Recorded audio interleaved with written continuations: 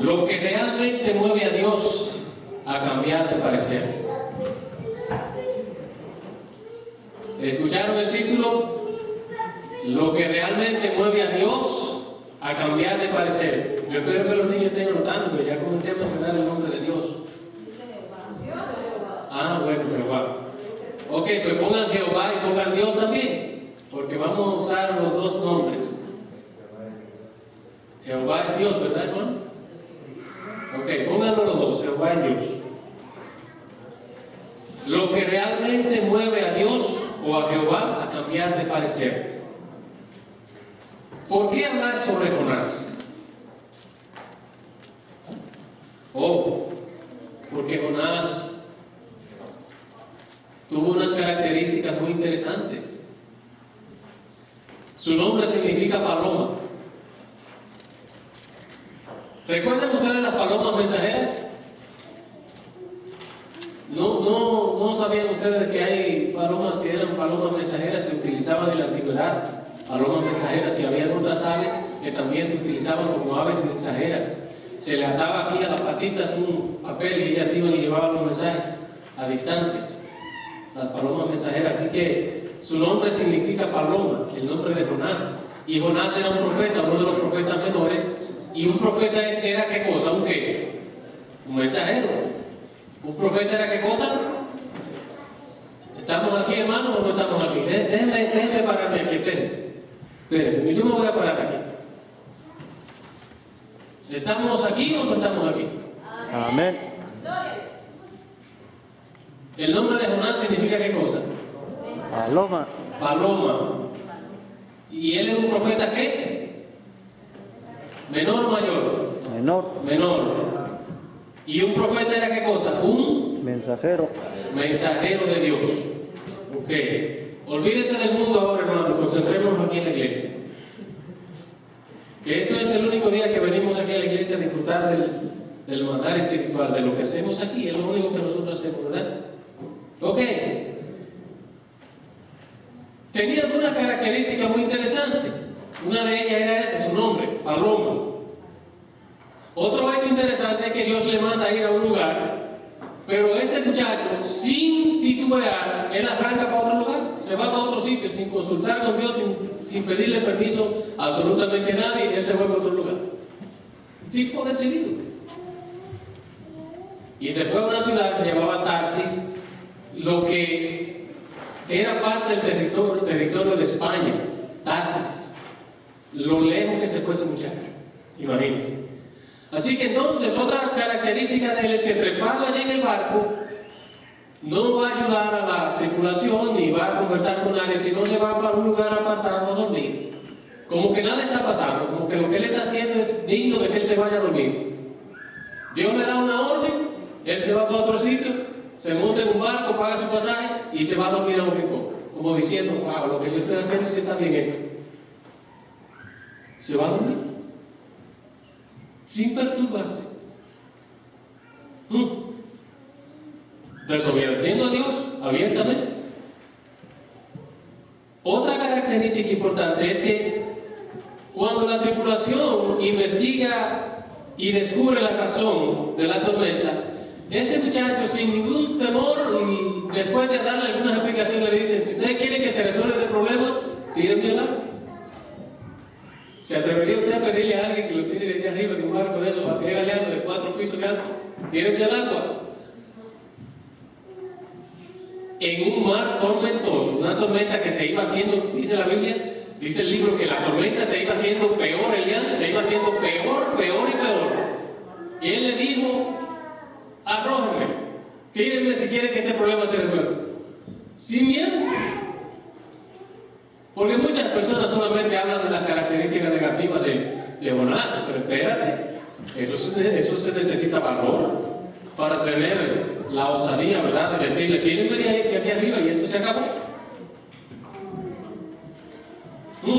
Eso se llama valor. Y también se llama responsabilidad para asumir lo que yo he hecho, para tomar responsabilidad de mis actos. Algunos creen que Jonás fue el hijo resucitado de la viuda de Sarepta, que se registra en el capítulo 1 del primer libro de Reyes, el capítulo 17. Se cree, algunos creen, el hijo resucitado de la viuda de Sarepta.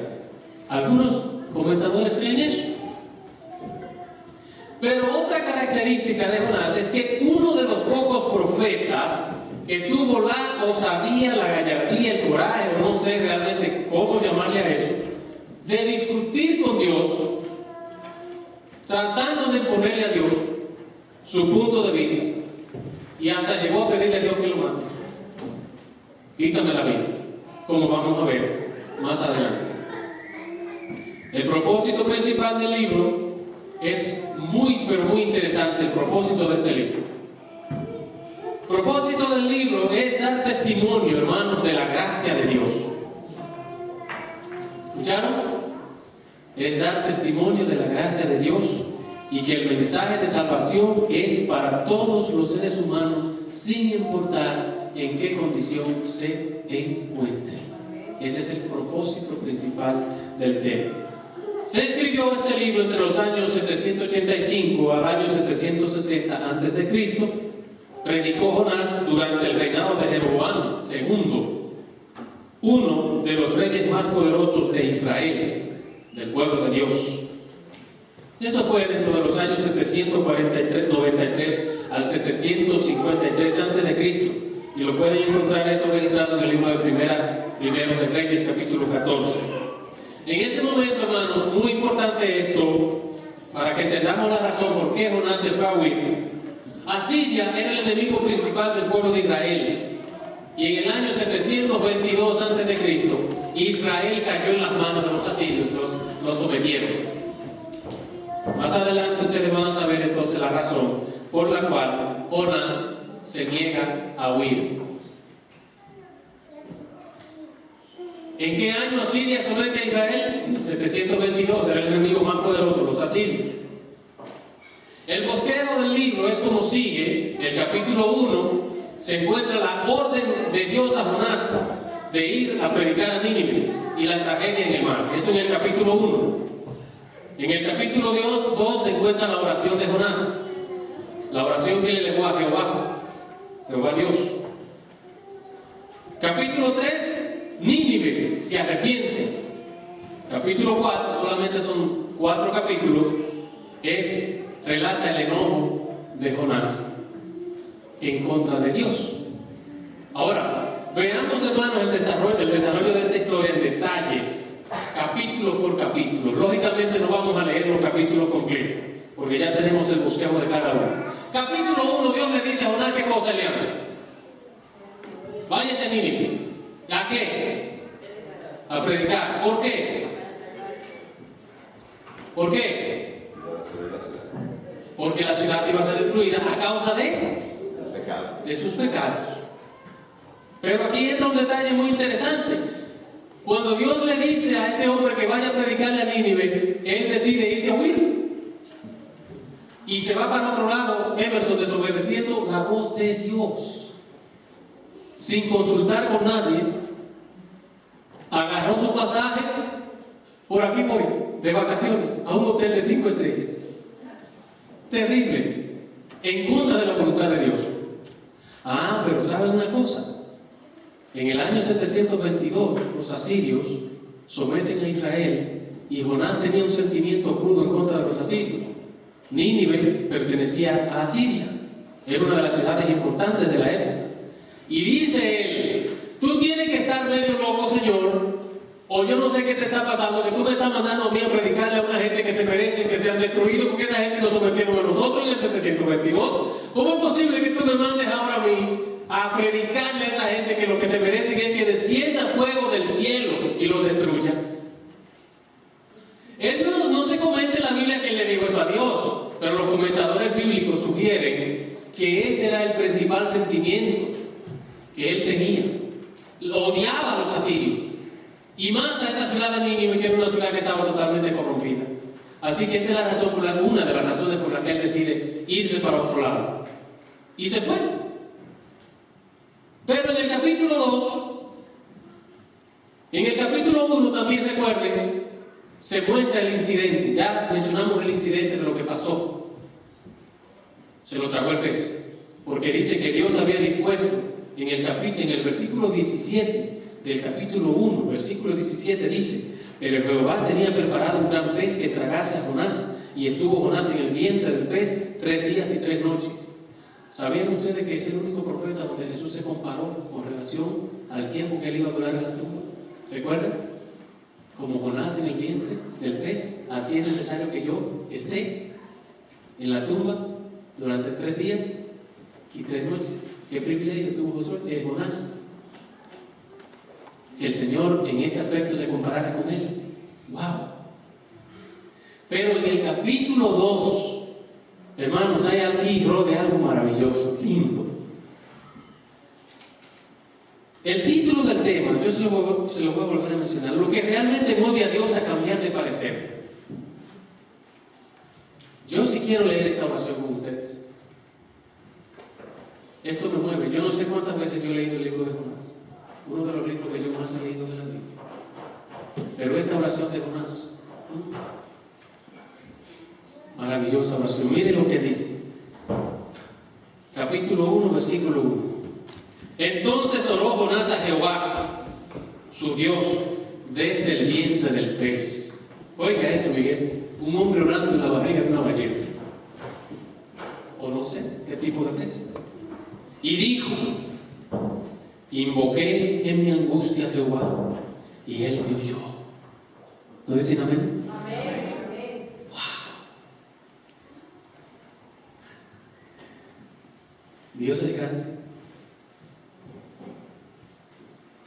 No importa lo que yo haya hecho ni lo que haga. Dios nos escucha cuando oramos con sinceridad. Amén. Amén. Y dijo: invoqué en mi angustia a Jehová, y él me oyó. Desde el seno del Seol clamé, y mi voz oíste. Me echaste a lo profundo, en medio de los mares, y me rodeó la corriente. Todas tus ondas y tus olas pasaron sobre mí.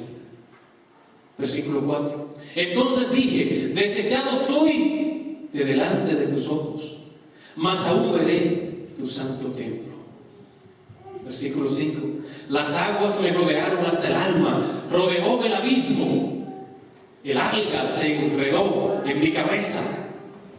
Versículo 6. Descendí a los cimientos de los montes. ¿Sabían ustedes que en los mares hay montes y corrientes? Un hecho comprobado por la ciencia. ¿Recuerdan? La tierra echó sus cerrojos sobre mí para siempre. Mas tú sacaste mi vida de la sepultura, oh Jehová, Dios mío. Cuando mi alma, versículo 7, desfallecía en mí, me acordé de Jehová, y mi oración llegó hasta ti en tu santo templo. Versículo 8. Los que siguen vanidades ilusorias, su misericordia abandona. Mas yo con voz de alabanza te ofreceré sacrificios. Pagaré lo que prometí. La salvación es de Jehová. Y mandó Jehová al pez, y vomitó a Jonás en tierra.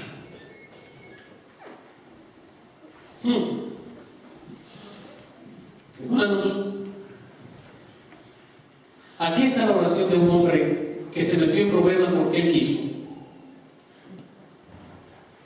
¿No pasa lo mismo con nosotros?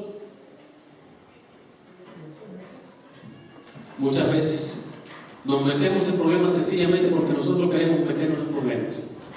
No olviden esta premisa. Todos cuantos estamos aquí saben lo que es bueno y lo que es malo. Y Dios nos ha dado la capacidad de escuchar, de ver, de tener a nuestro alrededor personas que nos aconsejan y nos hablan y nos dicen cuál es el camino que debemos seguir. Porque Dios no va a venir en presencia, en persona, de forma tangible, a presentarse ante Peguero a decirle: mira, aquí estoy yo. Esto es lo que tiene que hacer. No, Él utiliza medios, utiliza su palabra, utiliza un buen hermano, un consejo para que tú sigas el camino que debes seguir. Pero Dios se tomó a sí mismo y a Jonás le dijo: Jonás, váyase a Nínive a predicar. Hermano, ¿a dónde Dios te ha mandado y a dónde me ha mandado a mí?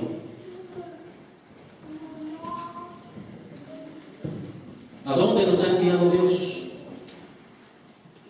Pero ahora viene el capítulo 3, Benjamín.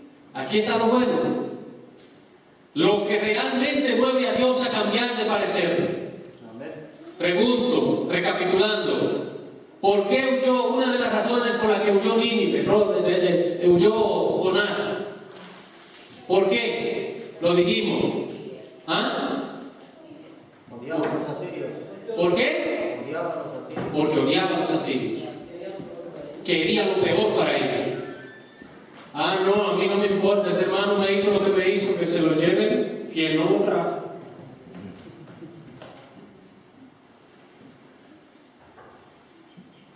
Odio hacia las razas, odio hacia los que no son de mi país.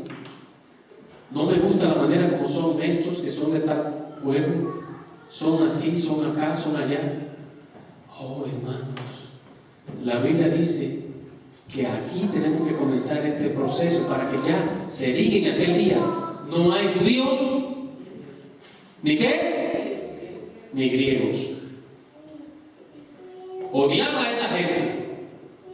Pero cuando el pez lo vomita, como fruto de la misericordia de Dios, la misericordia de Jehová, hermanos, el amor de Dios hacia un ser humano que pecó, que cayó, pero en el vientre del pez, Dios escuchó. No hay barreras para Dios escuchar un corazón sincero, David. No las hay. Esa oración de Jonás es una oración clásica y modelo, como la oración de Manasés en la cárcel, metido en serios problemas. Y ahora el capítulo 13, entramos a una fase lindísima. Dice, versículo 1: vino palabra de Jehová por segunda vez a Jonás diciendo. ¿Cuántas veces? La segunda, porque la primera que hizo, a correr fanático. Se fue. Levántate y ve a Nínive, aquella gran ciudad, y proclama en ella el mensaje que yo te diré. Y ahora sí, versículo 3. Y se levantó Jonás y fue a Nínive conforme a la palabra de Jehová. Y era Nínive ciudad grande en extremo, de 3 días de camino. ¿Era pequeña la ciudad? Era grande. Así que le tocó andar a pie predicando. Porque así que se debe predicar, de casa en casa. ¿O no? Así fue que el Señor los envió después a predicar de casa en casa, de 2 en 2. Y se levantó Jonás y fue a Nínive conforme a la palabra de Jehová. Y era Nínive ciudad grande en extremo, de 3 días de camino. Versículo 4. Y comenzó Jonás a entrar por la ciudad camino de un día. Y predicaba diciendo: de aquí a 40 días Nínive será. Y eso no era un invento, Rod. ¿Eso era palabra de quién? Era palabra, Miguel, de Dios. Dios le había dicho a él lo que tenía que decir. Y él estaba repitiendo, Emerson, lo que Dios le había dicho que dijera. No inventes cuando Dios te dice a ti: haz esto o haz aquello. Haga lo que Dios le dijo que tiene que hacer. Versículo 5. Y los hombres de Nínive creyeron a Dios. ¿Escucharon? Hermanos, y los hombres de Nínive creyeron a Dios. Y proclamaron ayuno, y se vistieron de cilicio desde el mayor hasta el menor de ellos.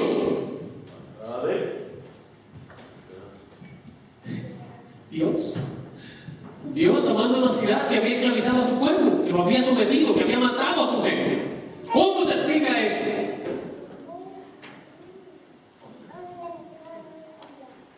Y ahora no se queda solamente ahí, el versículo 6 todavía va más lejos. Y llegó la noticia hasta el rey de Nínive. ¿Hasta dónde, Ángel? Angelito,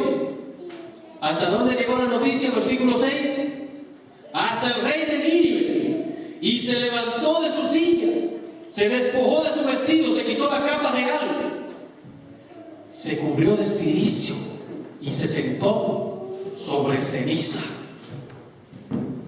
E hizo proclamar y anunciar en Nínive, por mandato del rey de sus grandes, diciendo: hombres y animales, bueyes y ovejas, no gusten cosa alguna, no se les dé alimento ni beban agua. Es la primera vez que yo oigo que en la Biblia se ponen a los burros, a los caballos, a las vacas a ayunar. Y no le permitió a nadie que tuviera animales, que tuviera vacas, ovejas, bueyes, camellos o cualquier cosa, que le dieran una gota de hierba. Porque ¿saben quién estaba hablando? Estaba hablando Jehová. Amén. ¿Estaba hablando quién? ¿Te ha hablado Dios alguna vez? ¿Y le has hecho caso omiso? ¿Ha utilizado Dios algún instrumento para decirte a ti lo que debes hacer correctamente y has hecho caso omiso? ¿Le has dado rienda suelta al orgullo enfermizo que muchas veces nos esclaviza? El rey de Nínive mandó a proclamar ayuno, se quitó su capa real, se vistió de cilicio y se sentó en ceniza. No vamos a explicar qué era eso, lo que significaba. Eso tiene un significado tremendo también, pero no vamos a entrar ahí. Versículo 8: si no cúbranse de cilicio hombres y animales, hasta los animales los mandó a cubrir de silicio, y clamen a Dios fuertemente. No era fácil el pecado, hermanos. El pecado es terrible. El pecado no es aparte de Dios. Hay cosas que nos gustan hacer que sabemos que son pecados y queremos seguirlas haciendo, pero eso nos aparta de Dios.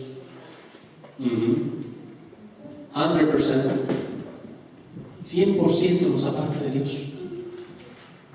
Y conviértase cada uno de su mal camino, de la rapiña que hay en sus manos. El rey ahora comenzó a predicarle él a su gente. ¿Por el testimonio de quién? De un hombre. ¿Por el testimonio de quién? Por eso el evangelio será predicado en todo el mundo. Y va a ser así. Hombres investidos del poder del Espíritu Santo, porque habrán oído la palabra del Señor, van a transformar corazones a través del Espíritu Santo, a través de Dios, porque ellos van a ir investidos de ese poder, van a convencer a grandes personajes del mundo hoy en día, y esos personajes van a ser voceros del Evangelio, y esas personas van a llevar miles de personas a los pies de Cristo Jesús. Amén. Y así se va a predicar el Evangelio. Pero él necesita instrumentos que se dejen usar, aunque sea la segunda vez. Amén. La primera vez no funcionó. Pero si Dios tiene que ir 3 veces con Peguero, Él va a ir 3 veces conmigo, hasta que Peguero siga el camino que debe seguir. Wow. Si no, cúbranse de cilicio hombres y animales, y clamen a Dios fuertemente, y conviértase cada uno de su mal camino, de la rapiña que hay en sus manos. Versículo 9: ¿quién sabe si se volverá y se arrepentirá Dios y se apartará del autor de su ira y no pereceremos? ¡Wow! ¡Qué palabra la de este hombre, la de este rey! Temeroso. Ya ellos habían escuchado la historia de Jehová, de lo que Dios había hecho. Ya ellos habían escuchado cómo la mano de Jehová había acabado con los filisteos, con los moabitas y todas esas naciones. Ellos sabían eso. Y este rey estaba temeroso, triste. Pero ¿sabe qué? Temeroso, triste, pero sinceramente arrepentido. ¿Qué dije? Sinceramente arrepentido. Versículo 10. Y vio Dios lo que hicieron, que se convirtieron de su mal camino. Y se arrepintió, ¿quién? Dios, del mal que había dicho que les haría y no lo hizo. ¿Se arrepintió Dios de qué cosa? Del mal que había dicho que le iba a hacer a esa ciudad y no lo hizo. Lo que realmente mueve a Dios a cambiar de parecer, Emerson.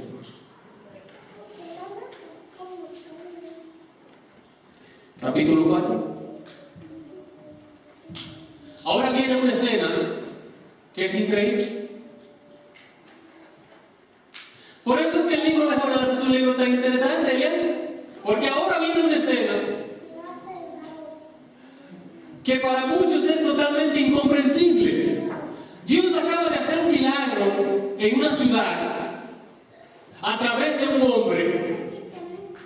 Dios acaba de mostrar su misericordia, su gracia, su ternura, su amor hacia una ciudad que se merecía ser quemada. Y ahora el mensajero de Dios entra en una fase, en una etapa que es incomprensible totalmente.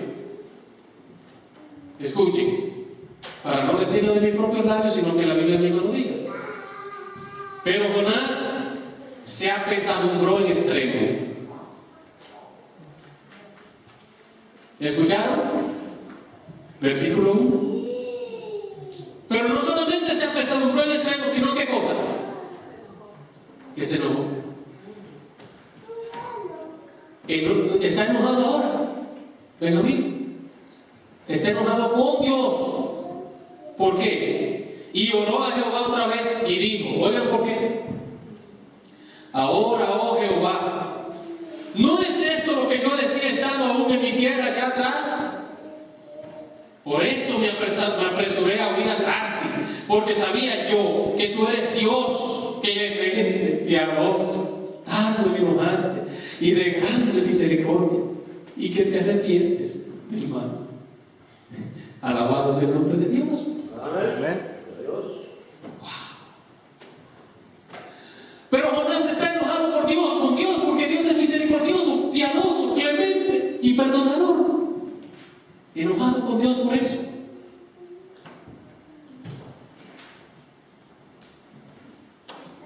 Es que no puede ser de otra manera. Dios no puede ser de otra manera. Eso es Dios, eso es Él. No le podemos poner más, pero tampoco podemos quitar. Eso es Dios. Misericordia, amor, ternura, cariño para los que pecan. Los enfermos, los que están sanos, no tienen necesidad de médicos, sino los que están enfermos, dijo Cristo Jesús, siguiendo la misma trayectoria divina. Y sigue él diciendo en el versículo 3, ahora pues, oh Jehová, te ruego que me quites la vida, porque mejor me es la muerte que la vida. Oigan esto, ahora Jonás le está pidiendo a Dios hasta que lo mate. Le está pidiendo a Dios, quítame la vida. Lo que tú has hecho es una injusticia lo que has hecho. Yo no te entiendo a ti, Jehová. A Jehová no le interesa que usted lo entienda. Ni le interesa, ni le preocupa que Peguero lo entienda. A Jehová le preocupa que Peguero y cada uno de ustedes lo siga con una fe ciega, con una fe sin titubear. Ahora pues, Jehová, te ruego que me quites la vida, porque mejor me es la muerte que la vida. Y Jehová le dijo, ¿haces tú bien en enojarte tanto? Y salió Jonás de la ciudad y acampó hacia el oriente de la ciudad, y se hizo allí una enramada y se sentó debajo de ella a la sombra, hasta ver qué acontecería en la ciudad. Todavía estaba esperando que quemaran a la ciudad. Se sentó allí a mirar por un día a ver qué iba a pasar. Versículo 6. Y preparó Jehová Dios una calabacera, la cual creció sobre Jonás, para que hiciese sombra sobre su cabeza, para que no lo matara el sol, y le librase de su malestar. Y Jonás se alegró grandemente por la calabacera. Feliz. ¿Tienen otra versión ahí que diga diferente? ¿Qué dice la suya, Mario? Deje ver. Versículo 6.